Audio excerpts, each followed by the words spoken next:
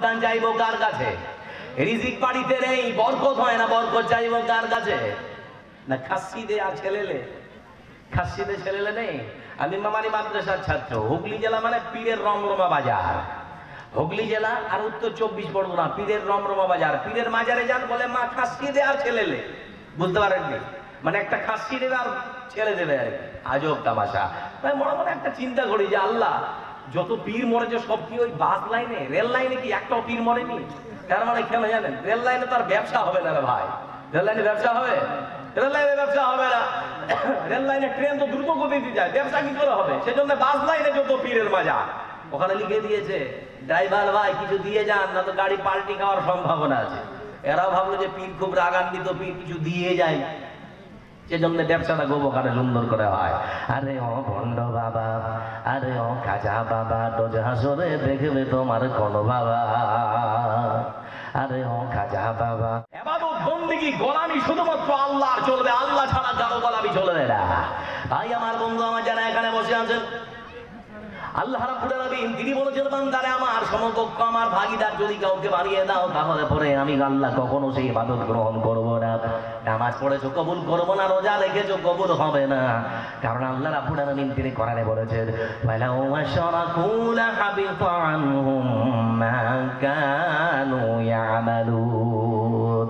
বান্দারে নামাজ, রোজা, হজ, যাকাত, তাসবিহ, তাহলিল, জিকির, আজকার, আজকের জালসার দান কয়রা, যা কিছু আপনার আমলনামায় লেখা রয়েছে, আল্লাহর সঙ্গে ভাগীদার যদি কাউকে বানিয়ে দেন, তাহলে পরে আল্লাহ রাব্বুল আলামিন হাসরের ময়দানে আপনার আমলনামাটা যখন খুলবেন আর যখন দেখবেন শিরক আছে, কোনো কিছু গ্রহণ করবেন না, সবকিছু ধুলি কণার মতো উড়িয়ে দেবে। ঈমানের পথে অবিচল থেকে আমার মরণ যেন হয়। ঈমানের পথে অবিচল থেকে আমার মরণ যেন হয়। তোমারই কাছে মিনতি আমার, তোমারই কাছে মিনতি আমার, মহামহিম দয়াময়।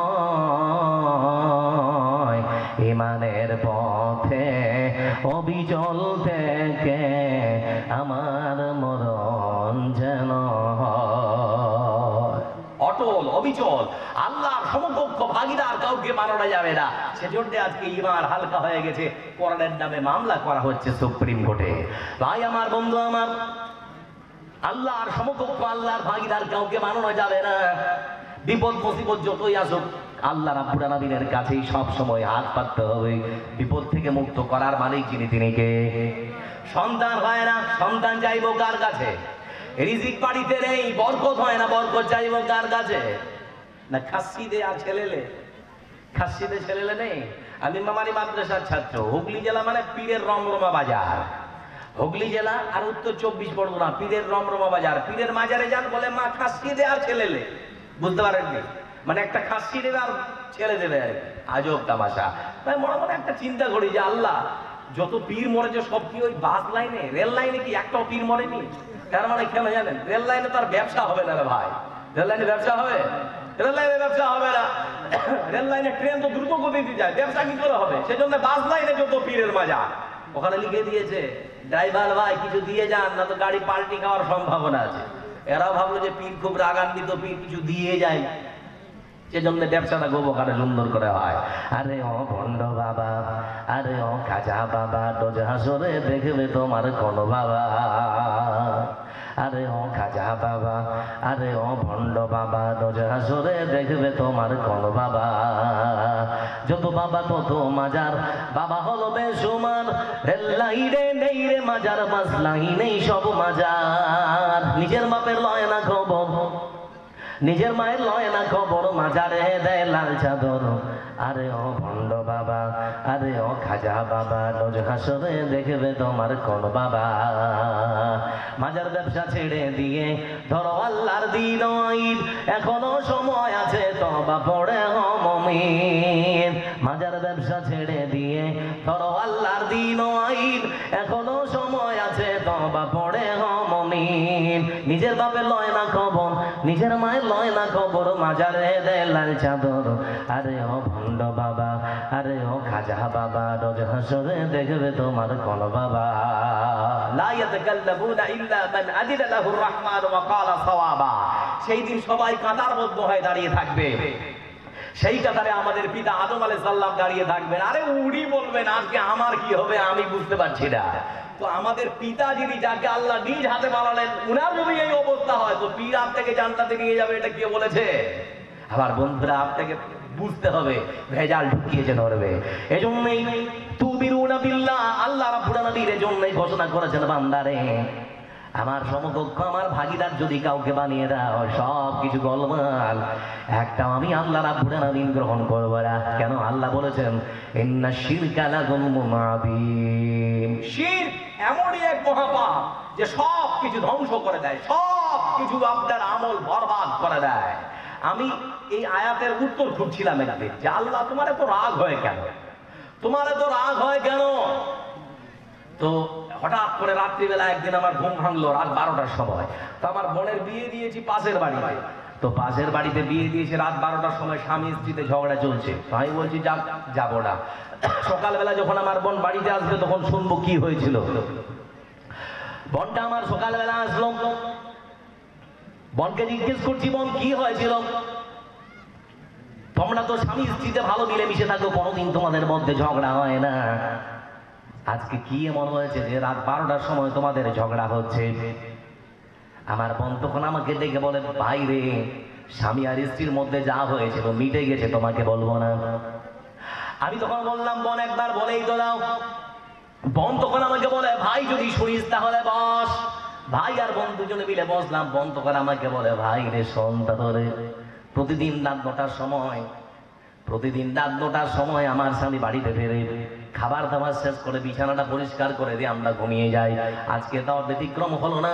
রাত্রি 9টার সময় যখন বাড়িতে আসলো, আমি তখন খাবার দাবার পরিবেশন করলাম, খাবার দাবার শেষ হয়ে গেল, বিছানাটা পরিষ্কার করলাম, আমি বিছানায় গিয়ে ঘুমিয়ে গেলাম। কিন্তু আমার স্বামী এখনো আসে না।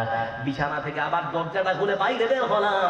আমি তখন আমার স্বামীকে দেখলাম যেখানে ভাত খেয়েছে সেখানেই বসে আছে।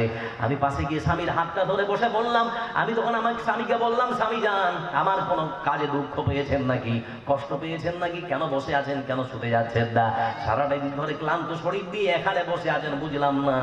স্বামী তখন আমাকে ডেকে বলে, রোজিনার মা, যখন যেটা চেয়েছিস সেটা দিয়েছিস, আজকে একটা জিনিস তোর কাছে চাইবো, যদি দিস তাহলে উঠে বিছানায় ঘুমোতে যাব, না হলে যাব না। স্ত্রী তখন বলে, স্বামী যান, কি এমন জিনিস চাইবেন, বিছানায় কি যাওয়া যায় না? বলে, যাওয়া যায় কিন্তু এখানেই নেব, তুমি যদি দিতে চাও তাহলে উঠবো, না হলে উঠবো না। স্বামী তখন বারবার করে বলছে, স্ত্রীরে চাইবো, দিতে হবে, না হলে মনে খুব কষ্ট পাবো। স্ত্রী বলে, স্বামী যান, দ্বীপ বিক্রি করার টাকাটা লুকিয়ে রেখেছিলাম, চেয়েছিলেন দিয়েছি। ছাগল বিক্রি করার টাকা ছিল, সেটাও চেয়েছেন দিয়েছি। আজকে যদি আমার জীবনটা চেয়ে নেন, জীবনটা দিয়ে দেবো আপনাকে, কখনো খালি হাতে ফেরাবো না। স্বামী তখন বলছে, রোজিনার মা, তো জীবনটা চাইরা, কিন্তু যে জিনিসটা চাইবো সেটা দিতে হবে। বলেছে, এই তো দেখুন দেবো। স্ত্রীর মাথায় আর গায়ে হাত বুলাতে বুলাতে তখন বলছে, রোজিনার মা রে, আমি আরো একটা বিয়ে করব, পারমিশন দিতে হবে। আজকে যারা এখানে বিয়ে করেছেন বাড়িতে গিয়ে বলবেন যে আর একটা বিয়ে করব, 180 ডিগ্রি ঘুরে গিয়ে ওকালতি শুরু করবে। আরে ভাই, উকিল না হলে ওকালতি চালাবে। আমি তখন বললাম আমার বোনকে ডেকে, বোন রে, এই সামান্য কথার জন্য কি রাত 12টার সময় ঝগড়া করতে হয় নাকি? আর একজন যদি আসে তাহলে তো ভালোই হবে, রান্না বান্না করতে সাহায্য সহযোগিতার হাত বাড়াবে, জামা কাপড় ময়লা হলে পরিষ্কার করে দেবে, তোমার সন্তানদেরকে স্কুল পাঠানোর জন্য তোমার কাজে হাত লাগাবে, ভালোই তো হবে, ক্ষতি তো কিছু দেখছি না। তখন ডেকে বলে, ভাই রে, সব পুরুষেরা একই হয়, আমার স্বামীও যেমন তুমিও সেরকম, কোনো পার্থক্য নেই। তাই বললাম, রাগটা কোথায়? বলে, রাগটা কোথায়? শোনে নাও, রাগ হচ্ছে সেই জায়গায় আমি আমার স্বামীকে এত বেশি ভালোবাসি পৃথিবীর বুকে, আমার জীবন বেঁচে থাকতে আমার স্বামীর ভালোবাসার ভাগিদার কখনো সহ্য করব না। আমি তখন উত্তর পেয়ে গেলাম, আল্লাহ, তুমি তো তোমার বান্দাকে কম ভালোবাসো না, তুমি তোমার বান্দাকে এত বেশি ভালোবাসো। তোমার বান্দা যদি তোমার সমদক্ষ তোমার ভাগীদার পৃথিবীর বুকে কাউকে বানিয়ে দেয়, আল্লাহ তুমি কেমন করে সহ্য করতে পারো? এজন্য মাথাটা নত করবো কার কাছে? আল্লাহ ছাড়া কারো কাছে মাথা নত করা। আমার বন্ধুরা 5 ওয়াক্তের নামাজ পড়ুন, ফজর, জোহর, আসর, মাগরিব, এশা, কি ফরজ কি সুন্নাত কি নফল প্রত্যেক নামাজে রুকু সিজদা করতে হয় না? হয় না? জোরে বলে। কিন্তু এমন একটা নামাজ আছে বন্ধু, মন চাইলেও সিজদা ঢোকা যাবে না, ইচ্ছা জাগলেও রুকু করা যাবে না। কোন নামাজ? কোন নামাজ? কোনদিন ভেবেছেন, মাথায় ব্রেনটা খাটিয়েছেন যে কেন করা যায় না? কেন করা যায় না? আমার বন্ধুরা, তার মানে 5 ওয়াক্তের নামাজ আমরা কার জন্য পড়ি? কাকে খুশি করার জন্য পড়ি? ব্যতিক্রম শুধুমাত্র জানাজার নামাজ পড়া হয় ওই মাইয়েতের রুহের মাগফিরাতের জন্য, প্রথম নাম্বার কারণ। দ্বিতীয় নাম্বার কারণ হলো এ মুসলমান সম্মানিত মাথাকে আল্লাহ ছাড়া কারো কাছে মতো করতে পারে না, পারে না, পারে না। যেহেতু একটা মরা লাশ সামনে রাখা রয়েছে, মরা লাশকে সামনে রেখে মুসলমান কখনো মাথা নত করতে পারে না।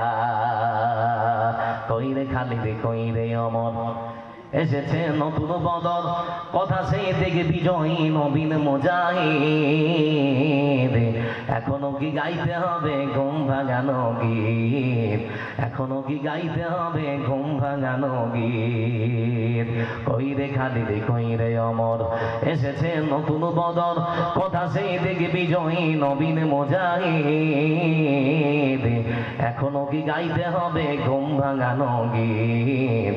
এখনো কি গাইতে হবে ঘুম ভাঙানো গীত? মসজিদের ওই কোণে বসে তাসবিহ রে আর তোর হাতে এখনো মানায় শুধু ঝকঝকে তলোয়ার। মসজিদের ওই কোণে বসে তাসবিহ রে আর তোর হাতে এখনো মানায় শুধু ঝকঝকে তলোয়ার। ওই জালিমের গর্দান নিতে আইরে মুজাহিদ। এখনো কি গাইতে হবে ঘুম ভাঙানো গীত? এখনো কি গাইতে হবে ঘুম ভাঙানো গীত? কইরে খালিদ কইরে অমর, এসেছে নতুন বদল, কথা সেই থেকে বিজয়ী নবীন মুজাহিদ। এখনো কি গাইতে হবে ঘুম ভাঙানো গীত? এখনো কি গাইতে হবে ঘুম ভাঙানো গীত? লিল্লাহে তাকবীর। ইনকলাব বলবো নাকি? আওয়াজটা বেশি হবে। আমার বন্ধুরা জন্যই বলি, শুধুমাত্র আল্লাহ রাব্বুল আলামিনের কাছেই মাথা নত করবো, সে ছাড়া আর কারো কাছে আমরা মাথা নত করতে পারি না। কিন্তু ভেজাল যদি ঢুকে যায় তাহলে পরে শরীরের আফাতুমিনুনা বিবাদিল কিতাবি ওয়া তাকফুরুনা বিবাদ ফামা জাযাউ মান ইয়াফআল যালিকা মিনকুম। সূরা বাকারা খুলে দিন, সেখানে আল্লাহ কি বলছেন? আজকে কোরআনের নামে মামলা হয় কেন? ইসলাম ধর্মকে মানুষ গালমন্দ করে কেন? সন্ত্রাসবাদ আর জঙ্গিবাদের সঙ্গে তুলনা করে কেন? বন্ধু জানতে হবে, এ কোরআনে কারীমকে মুসলমান এখনো ঠিক মতো মেনে নিতে পারেনি। আল্লাহ রাব্বুল আলামিন তিনি বলেছেন, হে মুসলমান, নিজেকে কখনো ঈমানদার মনে করতে পারো না, পারো না, পারো না। কখন? যখন তোমরা কোরআনের এই পেজকে মানবে, এই পৃষ্ঠাকে মানবে, এই পৃষ্ঠাকে মানবে না, কিছুকে মানবে, কিছুকে মানবে না। তুমি যত ঈমানদার মনে করো, আমি আল্লাহ তোমাকে কখনো ঈমানদার মনে করব না। পৃথিবীতে মার খাওয়াবো আর মরলেই জাহান্নামে ঢোকাবো, আল্লাহ কোরআনে বলছে। পৃথিবীতে মার খাওয়াবো আর মরলেই জাহান্নামে ঢোকাবো। আজকে আমি আপনাদের সামনে বলি, আযান হচ্ছে ফিলিস্তিনের মাটিতে, হাইয়া আলাস সালাহ।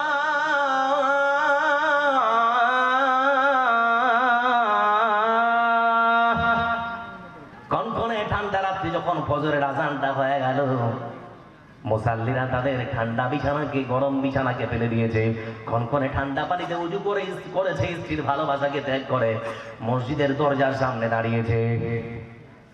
মসজিদের দরজাটার সামনে যেই দাঁড়িয়েছে, ফিলিস্তিন পার্শ্ববর্তী যে দেশ ইসরায়েলের সরকার নেতানিয়াহু বর্ডার এলাকার মসজিদের প্রত্যেকটা দরজার সামনে প্রহরী দাঁড় করে দিয়েছে, সেনা নামিয়ে দিয়েছে। কোন মুসলমান বর্ডার এলাকার মসজিদে আর নামাজ পড়তে পারবে না। ইমাম সাহেব বললাম, আমরা তো মসজিদে শুধুমাত্র নামাজ পড়ি, এখানে তো সন্ত্রাসবাদ আর জঙ্গিবাদের সঙ্গে আমরা কোনো কার্যকলাপে জড়াতে আসিলাম। যারা এখানে বসে আছেন, নামাজ পড়তে গিয়ে মসজিদে কোনোদিন মারপিট হয়েছে নাকি? মারপিট হয়? মারপিট হয় না, তার মানে আকাশ আর জমিনের মধ্যে মসজিদের থেকে শান্তির জায়গা আর কিছু হতে পারে না। মুসলমান, মার খাও কেন সরে নাও, 5 ওয়াক্তের হাজিরা মসজিদে দেওয়ার দরকার, কিন্তু 10 ওয়াক্তের হাজিরা হয় চায়ের দোকানে, মসজিদে হয় না। মসজিদে ঢুকে, চায়ের দোকানে ঢুকে মসজিদটা নিয়ে দিল, বলে মসজিদটা নিয়ে দিল, মানে কোন মসজিদ নিয়েছে? কোন মসজিদ? বলে বাবরি মসজিদটা নিয়ে নিয়েছে। মানে যে ব্যক্তি মোচে পাক দিয়ে আর চায় টান মেরে বলছে কথা, ও কোনোদিন ভুল করে পশ্চিম দিকে আছাড় খায় না। আছাড় খায় না মানে বুঝতে পারেননি? মানে কোনোদিন মসজিদে ঢুকে না, সেজদা দেয় না। আরে ভাই, একটা মসজিদ দিয়েছে, সতর্ক হতে হবে। আর দ্বিতীয় কোনো মসজিদ যেন বাবরি মসজিদ না হয়। আজ থেকে মসজিদকে আবাদ করতে শেখো। যুবক ছেলে, আজকে তোমাকে পাল্টাতে বলছি, সন্ত্রাসবাদ আর জঙ্গিবাদের সঙ্গে ইসলামের যে কোনো সম্পর্ক নেই, তোমাকে বোঝাতে হবে, তাদের মুখোশ খুলে দিতে হবে। আজকে আমাদের জন্য আদর্শবান বিশ্বনবী সাল্লাল্লাহু আলাইহি ওয়াসাল্লাম। এটা বোতল নয়, এটা গ্লাস। 2 মিনিটের জন্য ধরে নে, আমি রাসূলের আদর্শ মারি। এই গ্লাসের পানিটা যখন আমি খাবো, বাম হাতে না ডান হাতে? দাঁড়িয়ে না বসে? 1 শ্বাসে না 3 শ্বাসে? খাওয়ার আগে কি বলবেন? খাওয়ার পরে 1 গ্লাস পানি পান করতে গেলেও কম করে 5টা সুন্নাত পালতে হয়। বলে না, সময় আছে, পিপাসা লেগেছে, দাঁড়িয়ে ঢক ঢক করে চালিয়ে দিলাম। অত কে পাল্টে যাবে? অত কি মারা যায় নাকি? দাঁড়িয়ে পানি খাওয়ার অভ্যাস যদি আপনার না যায়, আর ঢক ঢক করে পানি খাওয়ার অভ্যাস যদি না যায়, কিডনি অচিরেই বিকল হয়ে যাবে, কিডনি রোগে আক্রান্ত হবেন। আজকে যারা ডাক্তার জিজ্ঞেস করে দিন, আপনার পানি যখন খান, কিডনিটা আপনার পানিটা ছাড়ছে, ওখানে যদি পানির চাপ পড়ে, আপনার অচিরে কিডনি বিকল হওয়ার সম্ভাবনা আছে। এজন্য কিডনি যদি ভালো রাখতে চান, রাসূলের সুন্নতকে মেনে নিয়ে ডান হাতে পানি খান, দাঁড়িয়ে নয় বসে খান। খাওয়ার আগে বিসমিল্লাহ, খাওয়ার পরে আলহামদুলিল্লাহ, ইনশাআল্লাহ কোনোদিন কিডনি রোগ হবে না, ইনশাআল্লাহ। ভাই আমার, রাসূলের সুন্নাত বলছিলাম আপনাদেরকে, আমাদের জন্য আদর্শবান বিশ্বনবী মুহাম্মদুর রাসূলুল্লাহ সাল্লাল্লাহু আলাইহি ওয়াসাল্লাম। মানবো না? মানবো না? মানবো তো? জোরে বলেন, মানবো না? মানবো না? যুবক ছেলে, তুমি যদি বলো মানবো, তাহলে তোমার মাথার চুলটা দেখলে মনে হয় বিরাট কোহলি, রোনাল্ডো না তুমি মেসির ভাতিজা। আছে না? নাই? আগে এরকম করে কাটতো, এখন এটা কাটে না, চেঁচে ফেলে দিচ্ছে, এরকম করে রাখছে। লাড়ে লাপ্পা কত যে ওকে ভালো লাগছে আল্লাহ জানে। ওই চুল কেটে বাড়িতে যখন ঢুকছে, তো ওর মাও কিছু বলে না, বাপও কিছু বলে না, মনে হয় মরে গেছে সবাই, বেঁচে কেউ নেই। আল্লাহ রাসূল বলেছেন, মান তাশাব্বাহা বিকওমিন ফাহুয়া মিনহুম, যে ব্যক্তি যার অনুসরণ করবে, হাসরের ময়দানে তার সঙ্গেই তাকে ওঠানো হবে। ওই যুবক, রাসূলকে আদর্শ মানতে পারলে না? তোমাকে যদি বিরাট কোহলির সঙ্গে উঠানো হয়, ও তো জান্নাতে যাবে না, জান্নাতের সুগন্ধিও পাবে না। তুমি ওর মতো চুলটা কাটতে গেলে কেন? রাসূলের মতো চুলটা তুমি কাটতে পারলে না, আফসোস তোমার জন্য। বলছিলাম যে কথা, আমাদের জন্য আদর্শবান যিনি, তিনি হচ্ছেন বিশ্বনবী মুহাম্মদ রাসূলুল্লাহ সাল্লাল্লাহু আলাইহি ওয়াসাল্লাম। যুবক ছেলে, এবার দেখো, তোমাকে পাল্টাতে হবে। কেমন করে? আজকে প্রথম IPL শুরু হয়েছে, তাই তো নাকি গো? একটা ক্রিকেট প্লেয়ার ইংল্যান্ড দলে খেলেন, নাম তার মঈন আলী। নাম শুনেছি না শুনিনি? মঈন আলী শুনেন নাম? মঈন আলী চেন্নাইয়ের হয়ে এবার খেলেন। কিন্তু যুবক ছেলে, তুমি একটু দেখো, পরিবর্তন হতে পারো কি পারো না? মদের লোগো আছে যে জার্সিতে, মদের লোগো লাগানো আছে বলে মঈন আলী বলল, ওই মদের লোগো লাগানো জার্সি গায়ে আমি কখনো ক্রিকেট খেলতে পারবো না। ক্রিকেটে যদি আমাকে খেলতে হয়, আমাকে যদি চেন্নাই দলের হয় খেলতে হয়, তাহলে পরে ওই জার্সি বাদ দিতে হবে, তাহলে আমি খেলবো না, খেলা ছেড়ে দেব। চেন্নাই সুপার কিংস মেনে নিয়েছে, মদের লোগো সরিয়ে দিয়েছে। যুবক ছেলে, তুমি চিন্তা করে দেখো, আজ মঈন আলী ইংল্যান্ডের দলের হয়ে গেলে, মুখে এত বড় পড়ে দাঁড়ি, 5 ওয়াক্তের সালাত কায়েম করে, নামাজ পড়ে। শুধুমাত্র সে নয়, আদিল নাসির। ইংল্যান্ড দল যখন বিশ্বকাপ জয় করলো, মদের বোতলটা হাতে নিয়ে ছাঁচা করে উপরে মারছে, এরকম করে। ওই 2 জন মাত্র মুসলমান প্লেয়ার দুদিকে দৌড় দিয়েছে, বলে আল্লাহ রাব্বুল আলামিন হারাম করেছেন, মদ খাওয়া যাবে না, মদের ছিটা ফোটাও শরীরে লাগানো যাবে না। 2 জন দৌড় দিয়েছে, একেবারে দুদিকে যেমন ভাবে পেরেছে। আর সারা বিশ্ব তাকিয়ে দেখেছে, আরে সর্বনাশ, ইমানের স্পিরিট কত। আর যুবক ছেলে তুমি আবার আমাকে ফোন দিয়ে বলো বলে মৌলানা লাল মাল খাওয়া যাবে না, যাবে না। লাল মাল বুঝতে পারেননি, মানে বিয়ার খাওয়া যাবে না, যাবে না, ফোন দিয়ে বলছে ছেলে গো। চিন্তা করে দেখুন, আমার একটা ইউটিউব চ্যানেল আছে জান্নাতুল ফেরদাউস WB, ওখানে আবার কমেন্ট করে অনেকে যে মৌলানা বিয়ার খেলে কিছু হবে নাকি, বলে যুবক তুমি যে কথা বলবে আল্লাহ রাসূল অনেকদিন আগে জানতেন, সেজন্যই বলেছেন ইউসাম্মুনাহা বিগাইরি ইসমিহা, মদের নাম পরিবর্তন করে অন্য কিছু রাখা হবে, সুদের নাম পরিবর্তন করে অন্য কিছু রাখা হবে। বলে সুদের নাম ইন্টারেস্ট, মদের নাম বিয়ার। আর কিছু কিছু আল্লাহ রাসূল অনেকদিন আগেই বলে দিয়েছেন যেটা আজকে সেটা জাজল্য প্রমাণ। যুবক ছেলে পরিবর্তন হতে হবে কেমন করে। আজকে ইসলাম যে সন্ত্রাসবাদ আর জঙ্গিবাদের শিক্ষা দেয় না, আর একটা দেখাচ্ছি। বালবীর সিং নাম শুনেছেন? বালবীর সিং, আমার বন্ধুরা যোগেন্দ্র পাল আর বালবীর সিং দুই বন্ধু মিলে বাবরি মসজিদ ভেঙেছে। আমরা মুসলমান যে শান্তি প্রিয়, মোদিজি আপনি আর কি দেখতে চাইছেন? আস্থার বলে আমাদের বাবরি মসজিদ দিয়ে দিয়েছেন, ধৈর্য ধরে আছি। কোন হিন্দু ভাই বলতে পারবে না যে কাউকে আমরা গালমন্দ করেছি, কাউকে আমরা কিছু করেছি। কিন্তু বিশ্বাস করি আলাম তারা কাইফা ফাআলা রাব্বুকা বিআসহাবিল ফিল আলাম ইয়াজআল কাইদাহুম ফি তাদলিল ওয়া আরসালা আলাইহিম তায়রান আবাবিল। আল্লাহর ঘর আল্লাহ চাইলে ঠিক একদিন ফিরিয়ে দেবেন। আমরা ধৈর্য ধরে আছি, আমরা বিশ্বাস করি সেই দিন যেভাবে তিনি তার ঘরকে রক্ষা করেছিলেন, আল্লাহ রাব্বুল আলামিন ঠিক সেইভাবেই করেই তার ঘর রক্ষা করবেন। আজ রক্ষা যদি না হয়, ঈসা আলাইহিস সালাম যেদিন আসবেন সেই দিন কোনো মায়ের বেটা নাই যে ঠেকাতে পারবে। সেই দিন কোনো মায়ের বেটা নেই যে ঠেকাতে পারবে। প্রত্যেক ঘরে ঘরে ইসলামকে তিনি ঢুকিয়ে ছাড়বেন। সেই দিন কেউ পারবে না। অতএব সেই দিনের অপেক্ষায় থাকলাম, আল্লাহর আদালতে বিচার দিয়ে দিলাম, সেই দিন বিচার হবে। ভাই বন্ধু বলছিলাম 1992 সালের ডিসেম্বর মাসের 26 তারিখ বাবরি মসজিদ ধ্বংস করা হচ্ছে। সেই দিন ভারতবর্ষের মাটিতে নরসিমা রায়ের প্রশাসন, দুজন তরুণ যুবক, একজন যোগেন্দ্র পাল আর একজন বালবীর সিং। একজন যোগেন্দ্র পাল, ভাই আমার কথা বলার মতো পরিস্থিতি নেই, তবুও বলছে আমার প্রচুর ঠান্ডা লাগছে, লোমগুলো পুরো শিউরে গেছে, মানে শরীরে প্রচন্ড জ্বর। তারপর আপনারা বসে আছেন বলে বলছি, তো আর কিছুক্ষণ বসে থাকা যাবে তো নাকি, না ছেড়ে দেবো? বলছিলাম যে কথা, যোগেন্দ্র পাল আর বালবীর সিং দুই তরুণ যুবক, কট্টর হিন্দুত্ববাদে বিশ্বাসী। ইসলাম ধর্মকে তারা সন্ত্রাসবাদ আর জঙ্গিবাদের কথা বলে। সবসময় ইসলামকে গালমন্দ করে, মুসলমান দেখলে পড়ে ঘৃণা করে। লক্ষ লক্ষ মানুষ সেখানে জমায়েত হয়েছে বাবরি মসজিদের চারিপাশে। আমাদের জ্যোতি বসু মারা গেছেন, কিন্তু জ্যোতি বসু তিনি একটা কথা বলেছিলেন, যারা রাজ্য চালায়, যারা দেশ চালায়, প্রধানমন্ত্রী হোক আর রাজ্যের মুখ্যমন্ত্রী হোক, ওরা যদি না চায় যে সাম্প্রদায়িক দাঙ্গা লাগবে, তাহলে কোনোদিন রাজ্যে বা দেশে সাম্প্রদায়িক দাঙ্গা লাগতে পারে না। এটা খুব ভালো কথা বলে গিয়েছিলেন। আজকে হিন্দু মুসলমানের দাঙ্গা ওরা চায় বলে লাগে। বলছিলাম যে কথা, দুজন যুবক, তরুণ যুবক, বালবীর সিং আর একজন যোগেন্দ্র পাল ওখানে দাঁড়িয়ে আছে। তো ওই দুজন যুবক দাঁড়িয়ে থেকে সর্বপ্রথম বাবরি মসজিদের চূড়ায় উঠে শাবল আর হাতুড়ি মেরে বাবরি মসজিদকে ধ্বংস করেছে। নদিয়ার মাটিতে বালবীর সিং এসেছিলেন। আমরা জিজ্ঞেস করেছিলাম, ভাই বালবীর, সেদিন আমরা আপনাকে দেখেছিলাম আমাদের মসজিদকে ভেঙে চুরমার করতে, আজ কি এমন তুমি পেলে যে ইসলামের কাছে এসে আত্মসমর্পণ করে কালেমা পড়তে বাধ্য হয়েছো? কি এমন পেয়েছো তুমি ইসলামকে গ্রহণ করে নিলে?